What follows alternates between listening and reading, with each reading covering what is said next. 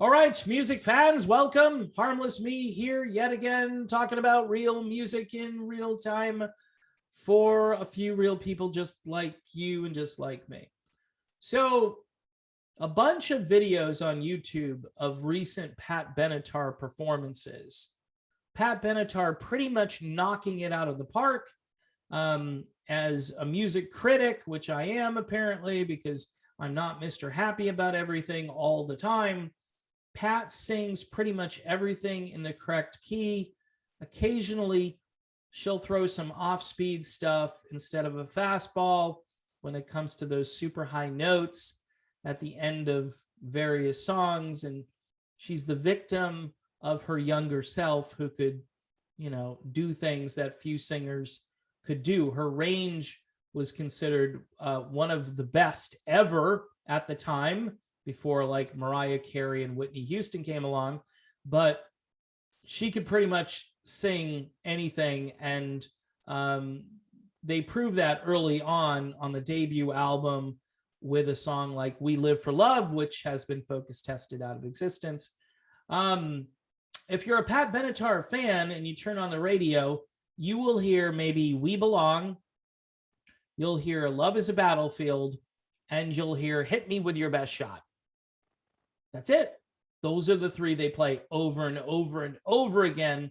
Now, in some markets, you may hear a couple of other tracks, but pretty much the rest of Crimes of Passion, which is one of the best start to finish albums from that era. Just an amazing record. You will not hear much of that, even though You Better Run, which is that remake of the Rascals classic. That was one of the first songs on MTV. Yeah, doesn't matter. You won't hear it. They've just omitted Fire and Ice, Precious Time. I mean, the Precious Time album, to me, is as good as Crimes of Passion, but you wouldn't know it. You won't hear anything from it. And again, I used to listen to that from start to finish. Pretty impressive rendition of Helter Skelter, which is on that record. It's just weird how the rock media will spend hours on bands that are pretty much washed up. Pretty much, yeah, they get out there and they perform. They're not recording. Their performances are just lame, very sort of run-of-the-mill, perfunctory kind of stuff. And with Pat Benatar, if you watch these fan-filmed YouTube clips from her recent tour, I think you'll probably say, holy crap, Batman. These guys are still really good. They're viable. It's not like you go and you're like, wow, they're tuning everything way down. They've broken out acoustic guitars and it's just really lame. Doesn't sound like anything they used to do. I mean, Genesis went out there before they had to stop it because of course, restrictions and protocols. And quite honestly, they should stop it to save what's left of our nice remembrance of Phil Collins. But in any event, I understand they shut it down. They'll probably crank it back up. But if you compare what Genesis is doing versus what Pat Benatar and Neil Giraldo are doing, I mean, the Pat and Neil show is just phenomenal. Now, again, I have theories as to why certain artists fall out of favor, right? Nobody likes Dennis DeYoung. He's been married for 1,000,000 years. He has, a normal life per se. He's well-adjusted, never got busted with, a bag of whatever anywhere. Seems to be kind of normal, right? So they're not really into covering normal. They seem to want, even though they want everybody to listen to the government and in the state, they also want people to be like, I don't know, aberrant, like just, will this person ever get their life together? Well, I hope they don't, because this gives me the opportunity to write all kinds of things about them and then to say, hey, they sort of made progress here, but in all honesty, they didn't, but it's something to just keep writing about. Whereas Pat Benatar and Neil Giraldo seem to be well adjusted. They've been married for what, decades now. They seem to love each other, and they work together, and they put on a great show together. And these are all the things now that society looks down on, or they kind of want to omit it. They kind of want to just say, yeah, they're still really good, but they're not your traditional rock band anymore, because look at them. It's weird. I don't even know how to explain it anymore. It seems as though the people who are the biggest losers get the most coverage. All right. And the people who are well adjusted and made something of themselves, and also are in a loving, happy, normal relationship, right? And I will, again, use the word normal again. They seem to be normal.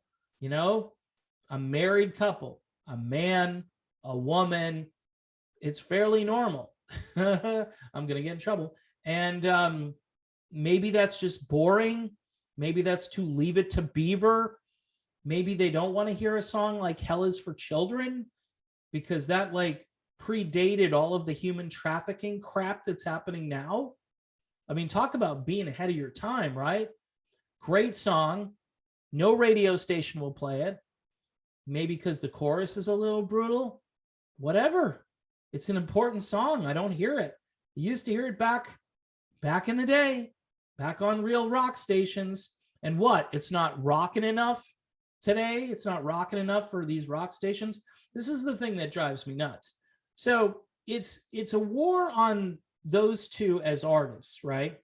But it's also a war on normalcy to some degree. And here's another little kicker to all of this.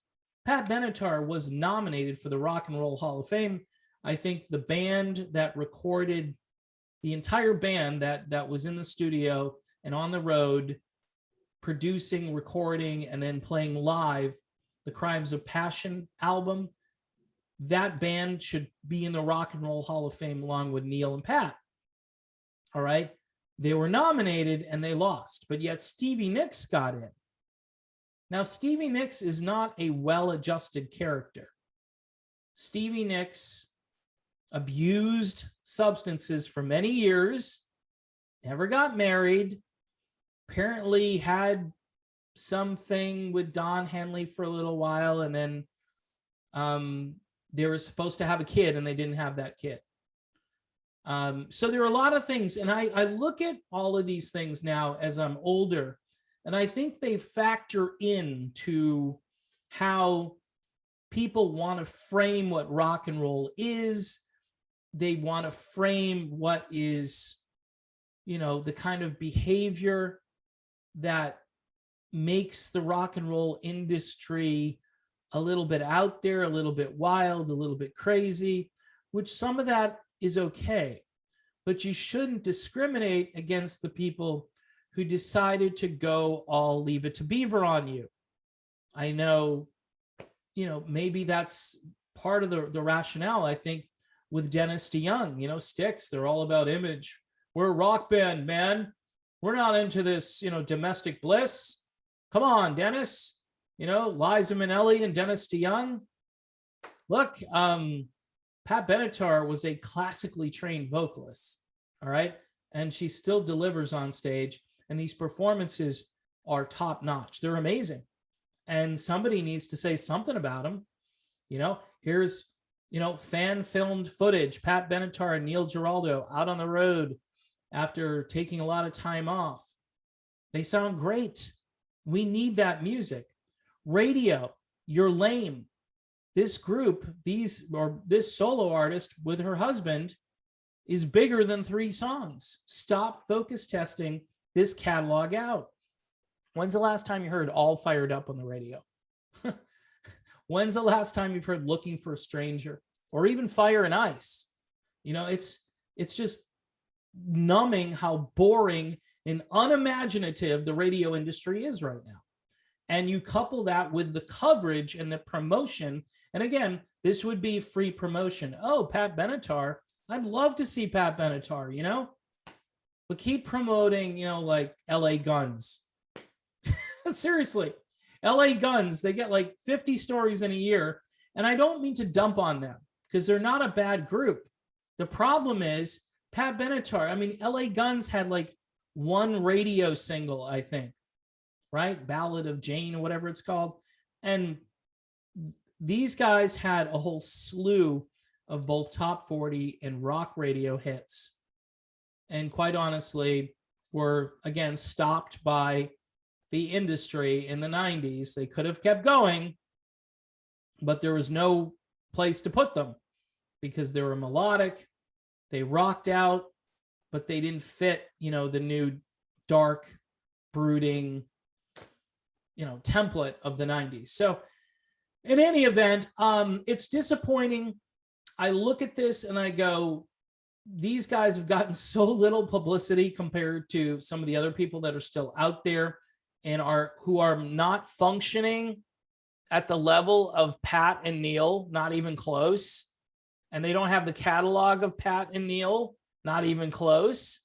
So maybe some stories need to be written about Pat and Neil since they're still pretty amazing, right? Instead of trying to prop up people who aren't really pretty amazing anymore. Trying to convince me that, yeah, that was a really good performance. I watched those two and I watched the crowd reaction. It's almost like their little secret. Like the crowd is like, whoa, who knew these two had this much left in the tank? So anyway, Pat Benatar, Neil Giraldo, this bud's for you. And you should be in the Hall of Fame. More of your catalog should be on the radio for sure. And your concert performances are kicking some serious butt.